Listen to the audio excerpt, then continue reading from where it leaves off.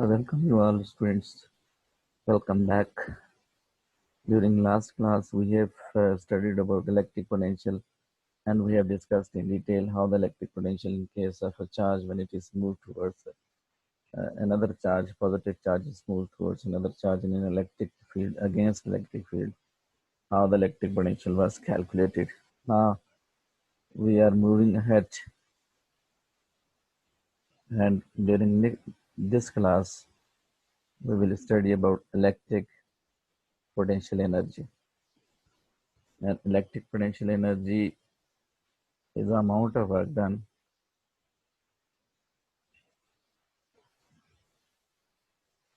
required to bring a unit positive charge from infinity to a point in an electric field against electric intensity is called electric potential at that point.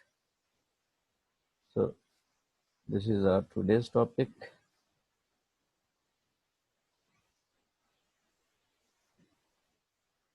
So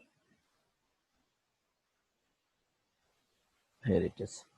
The amount of work done required to bring a unit positive charge from infinity to a point in an electric field against electric intensity is called electric potential at that point. What happens? We have seen a Q charge, and this charge is producing some amount of electric intensity or the electric field. These electric lines of forces are moving outside away from the charge particle.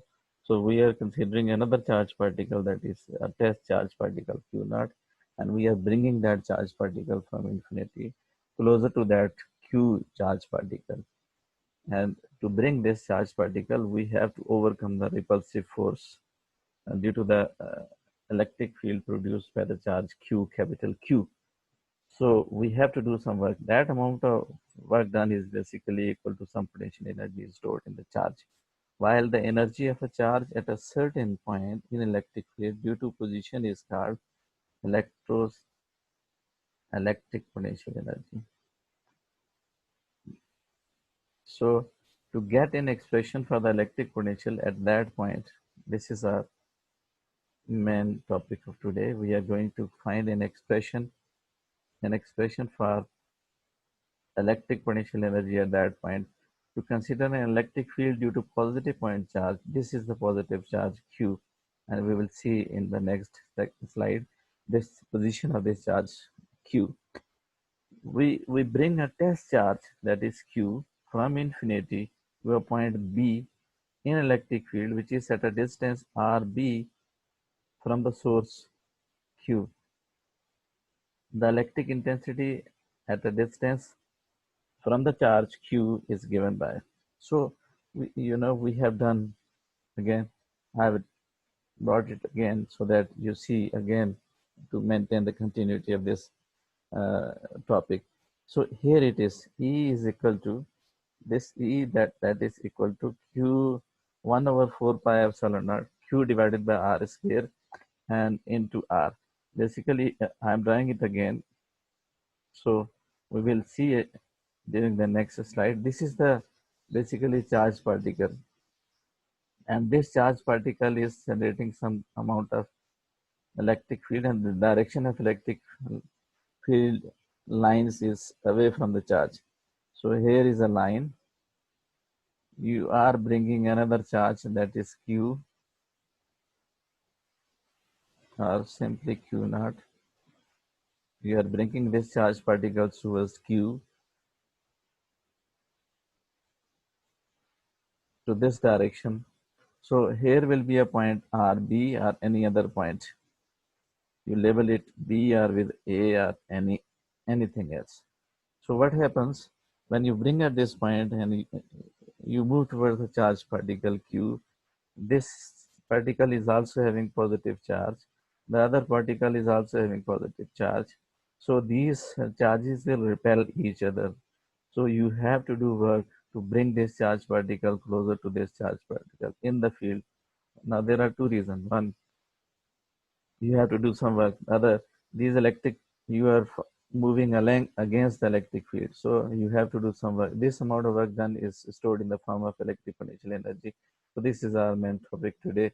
What amount of work will be done when we are moving this charged particle in the field of another charged particle? The amount of energy stored if you bring at point A, B, or any other point we will see in the next. So that amount of energy will be in the form of electric potential energy with a charged particle. So here it is. This unit vector shows the direction of electric lines of forces or direction of motion of the particle in which it moves. So E is equal to 1 over 4 pi epsilon naught Q divided by R square.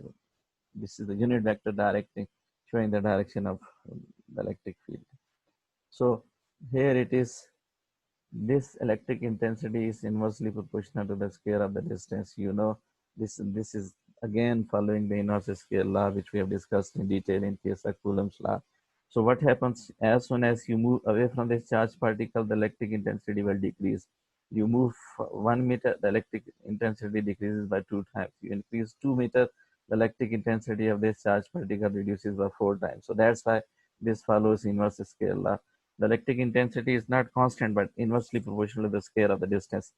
So here it is. If you look at, this was a charged particle Q naught, and you are moving this charged particle from this up to RA or any RB or any position. This is the position at which you are moving this charged particle. You reach at point A, and you are trying to move this charged particle towards the electric intensity or the electric field of this charge, that is Q plus Q. So when you are moving it, you are basically moving from infinity and you are moving up to closer to this charged particle. For that reason, you have to do a lot of amount of work has to be done to bring it towards the positive charge. And when you will enter in the field of this charged particle, here from this long distance from the charged particle, in this one is the close. You know that the closer a place is, point is, the more is the electric field. Move away from the charged particle, the electric field will reduce, the intensity of the field will reduce. So it's not constant. So what we have done, we have divided the whole distance of closer to this charged particle. It will equal to small portions of the small length of the small elements of the length. So these are the small elements of the length which you have divided. Why you have divided, and when we have done it before? We have done it before when we were calculating absolute potential energy, and during the previous class. And now another topic which you have already done, to minimize the longest variation of the change, so that to make it constant or closer to constant. That was the work done due to a variable force. At that time you have divided the displacement to, the distance into smaller elements of the length, and they become a displacement. So these were some of the examples where you divide the whole distance equal to small portions to make it uh, such a way so that the variation is almost constant. So here it is. Therefore, the path of the test charge is divided into small n number of small elements. Why? Del R. Why? So that the intensity remains constant. Now the work done when the test charge Q is moved from del R to a point A to the point R1, this one, from A to R1, we are calculating only, first we will calculate only one work done in one portion or one element during the one element. Then we will move from 1 to 2. Then we will move from 2 to 3. And then we will move from 3 to 4. And then we will move from 4 to 5 and so on. So this will be our technique to calculate the work done when we are moving from one point to another point. So this is basically formula to calculate one work done. Work done is calculated by using this formula, and this amount of work done will be equal to basically potential energy stored in the charge. So this is our main topic. For that reason, what you need to calculate the force acting, electrostatic force acting on a charged particle. What type of a force is, you must understand. So the next one is the displacement moved, that is del r, this one del r. And at the end we will see, this is basically, we have to consider the average distance between the two moved by the charged particle when you're moving towards q. So by using electric intensity is basically a tool. Whenever you are moving any charged particle in a field, a force acting on that field is basically defined by electric intensity. And you have done this formula during the same chapter, that is force acting per unit charge. So this was the force acting per unit charge.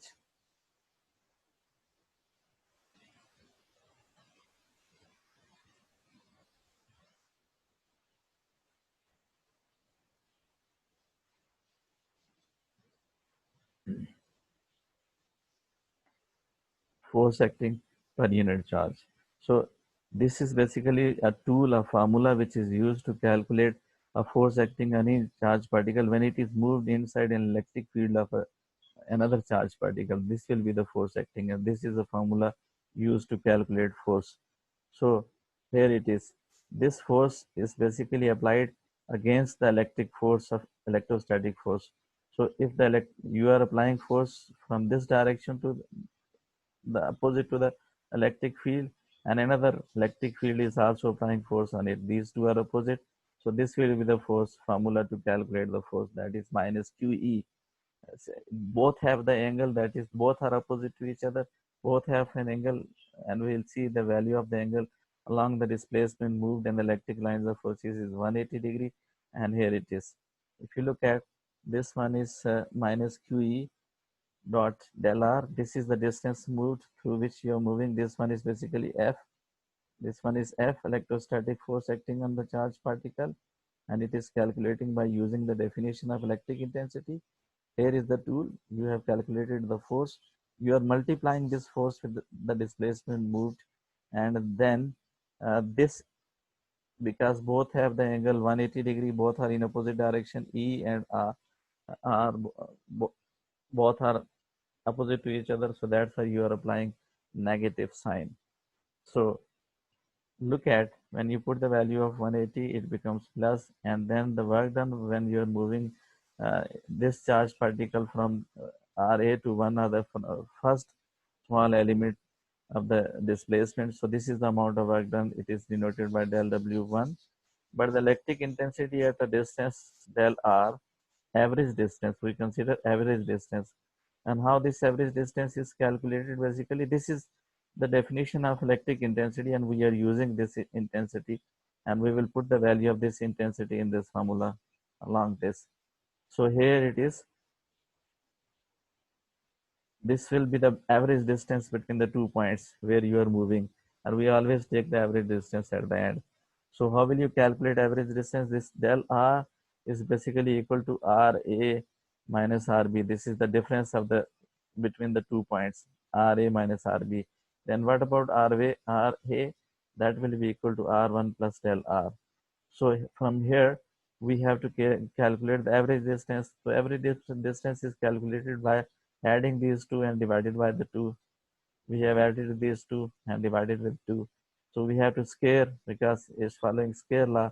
So if you take the square of the terms, so here it is. You have taken the square. After putting the values, you have taken R1 plus RA, and this RA is basically equal to R1 plus del R. Again, you have simplified it. It becomes R1 plus R1 to R1, and then you are taking square on both sides. You take after square A plus B whole square, A square plus B square plus 2AB, and divided by the 4. So here it is. If you look at, we have done previously as well, the high, when the difference is very small, the variation is very small. If we take the square of that difference, it becomes more and more smaller. So that's why the higher order terms are always neglected in case of smaller distance. So here it is, del R over R square.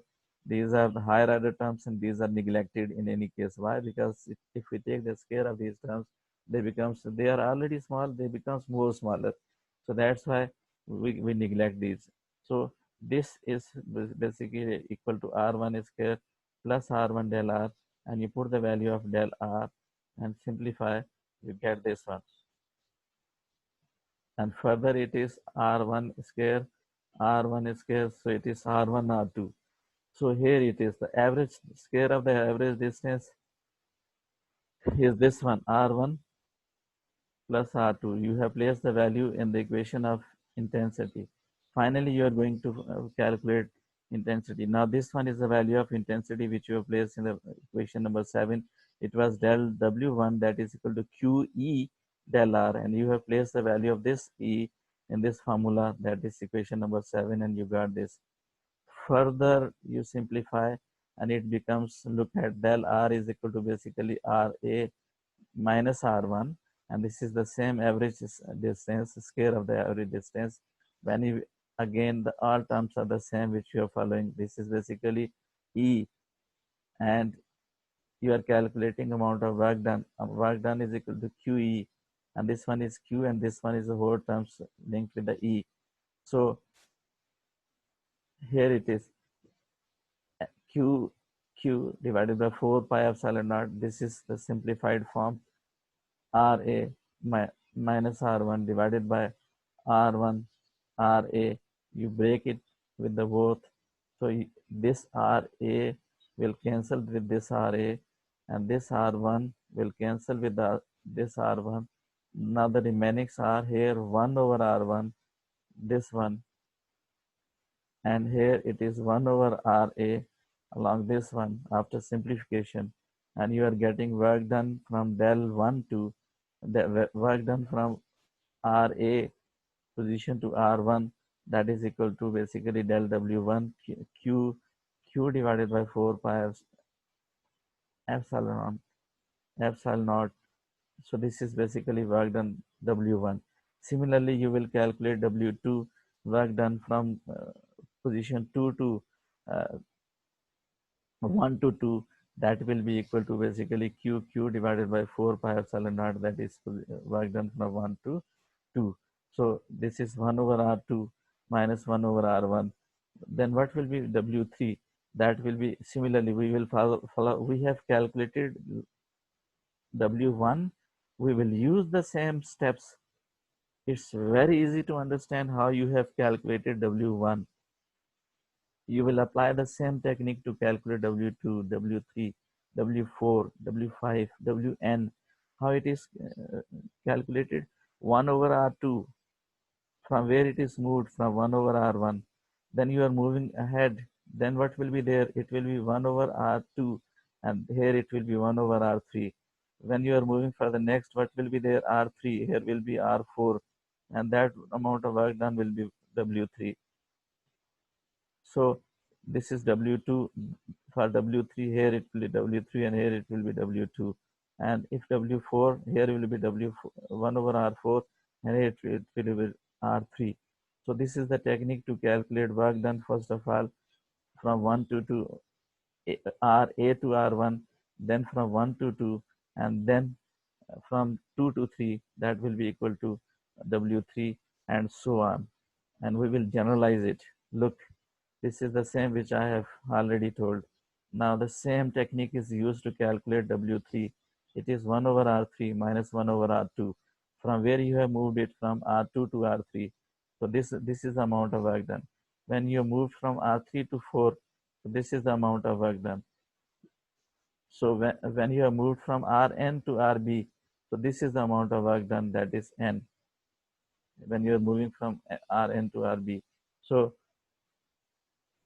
this is the total amount of work done, starting from W1, ending up to Wn. Why Wn? Because you have divided the whole distance moved by the charged particle, the displacement, equal to nth small elements. So that to make the variation minimum and to make the electric intensity constant, so that becomes easier for us to calculate the total amount of work done. What will you do at the end? You will add up all the amount of work done throughout, and then you will calculate. So here it is. You have added all amount of work done. starting from W1, ending up to Wn. And after adding these all types of the work done, you are putting the values of all work done in equation. And here it is. This is the amount of work done, total amount of work done from 1 Ra to Rn. So it is Rn. If you simplify it, you look here, it is R1, there is no plus minus R1. Here it is Rn, and there is no minus Rn. At the end, you will see, you will add up all the quantities. You will see that there are some of the numbers which will be cancelled with each other. And the final value, if you simplify, open the bracket and simplify it by cancelling one quantity with the other one. If it is 1 over R1 minus this one will be 1 over R2 plus, if it is 1 over Ra, so it is 1 over Rn plus, and you will see that it is 1 over Rb. Now the final terms remaining will be 1 over Rb minus 1 over Ra. So these are the two terms only remaining. So by making the assumptions of applying the condition which we are going to calculate, where is Ra? This Ra is basically at infinity.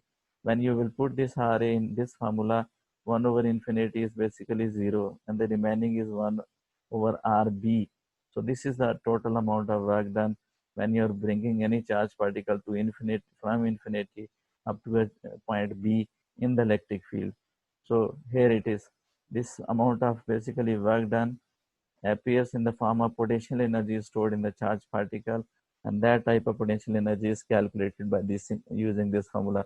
But this work appear as the electric potential energy U attained by the test charge Q when Ra is at infinity. So the electric potential energy of the test charge particle Q at a distance Rb from the source Q with respect to the point of infinity is, that is this one. This is basically this amount of work done is in the form of electric potential energy, and because you are considering the distance from the charge particle, so if this distance is only the one, so you will write this r distance when a charge particle is placed, moved from infinity closer to another charge particle's field at a distance r. So whenever you will hold that charge particle to stay at that point, that type of the charge particle will be possessing this amount of potential energy. This is very much similar to a situation wherever you bring a spring stretch system by pressing with your hand closer to the wall, and you keep it holding till the time you want. At that time, if any one of you asks what type of the energy you have stored in the spring while compressing to you, you will say that this is amount of potential energy, elastic potential energy stored in the spring. But in case of charges, that type of energy is the similar concept. Is basically electrical potential energy stored with the charge particle. So if you simplify it, Q U over Q, amount of energy work done per unit charge. This is potential energy. Amount of potential energy per unit charge, basically that is equal to electric potential with the definition of electric potential, and here it is. If you simplify it, this Q divided by this amount of energy used to move the work done on a charged particle, moving it from one point to another point in an electric field, is basically electric potential. So this is the concept of electric potential. I hope you people have understood today's topic. Let's see the main topics for the today, what we have done. It's very simple, long calculation, but very simple. What you have done, basically, this was your task. This point is say at infinity side, and you are moving this charge particle. When you are moving this test charge particle, it is positive. This amount of force will act on this charge particle when you are moving it. So what will happen when you move, when you will move in the electric field? Basically, you are moving against electric lines of forces. So that's why if the force you are applying from this direction, another force, electrostatic force, is acting in this direction. Both are opposite to each other. So this is the reason why these are opposite to each other. So these forces are equal in magnitude. They are basically equal to F is equal to QE. So this is the force acting. So here is the point. We are bringing this particle, say this point is at infinity. We bring this charge particle up to this point, and when we will bring this charge particle at RB, this will be some amount of work done on this charged particle to move along against the electric field. So when you have placed this particle, moved this particle up to this point, whatsoever the amount of work you have done, that is in the form of electric potential energy. And this electric potential energy is basically in the work done per unit charge, which is equal to electric potential. So what we have done, what the techniques and the steps we have taken, we have written the formula. We discussed about the force. This is the force to calculate. Then we have discussed the formula to calculate work done, that is equal to force multiplied by displacement, and the displacement was del r. We have calculated the value of del r. It was equal to the average distance, that is r1 and ra, for this small element portion of the element which we have divided to make the electric field constant. We have calculated average distance, that is r1 r2, means r1 ra square, the del r square. This was the average distance between the two points. So finally we got r1 r2, and we simplified this distance of the displacement of the average displacement between r1 and r2. We have done uh, number of steps in a very uh, simplest way. The techniques are used to calculate, and then we calculated that del r with the force, and force was QE. We need at the same time what type of the E is basically electric field intensity, and this is calculated by using formula this one, and we have used this formula to calculate electric intensity. Finally, we multiplied uh, and electric intensity with the displacement, and then we finally got the work done. So here it is. If you look at, this is the amount of work done, W1. We follow the same steps to calculate W2, W3, W4, del W5, and up to del Wm. So here is the average, this square of the average distance. We have calculated the average distance. This will be the technique and the formula to calculate the work done. We need E, we need LR. When we will get E, electric intensity, when we will get the average distance, we will be able to calculate the work done. Here it is. So look at, you have calculated by using this formula. We have neglected higher order terms because the smaller is the difference, more the smaller quantity will become after taking the square of the quantity. So this term is higher order terms is neglected on the basis of the condition which you have applied. You have simplified to get the distance average r square. So average of r square. So it is r1 and r2. You will put this value in the electric intensity. So here it is. So after putting, you again went to the same equation that was to calculate the work done, because your main target is to calculate work done. For calculation of this work done, what tools are the keys you need? You need to calculate electric intensity, and you need to calculate del R. If you are able to calculate these two, then you will multiply these two and add, you will be calculating amount of work done. Now here it is. You have calculated W1. Similarly, you will follow the same steps and the tools and the techniques to calculate W2, and same will be applied for W3, W4, and up to Wn. This is the work done from 1 to 2, 2 to 3, 3 to 4 small elements. So at the end, you will sum up the all amount of work done while bringing it from Ra to Rb, a point in the electric field. So here it is, you have calculated. And after simplification, what you have done, after simplification here, this is the amount of work done when you have calculated. So moving ahead, this amount of work done is basically equal to the potential energy, electric potential energy stored with the charge. So here it is, this amount of work done is equal to electric potential energy of that charge particle when you have brought it from R A to RB, closer to the field, closer to the charge. So use the definition of the electric potential. This is the definition of electric potential. When you are putting this value in this formula, basically you are saying, you are explaining that this is the amount of work done per unit charge particle while bringing it from infinity to that point in an electric field. So this is basically equal to electric potential. So here was our topic, to reach up to the electric potential or electric potential energy. So with this, our class ends. Hope, boys, you people have understood, and you will again repeat once more time.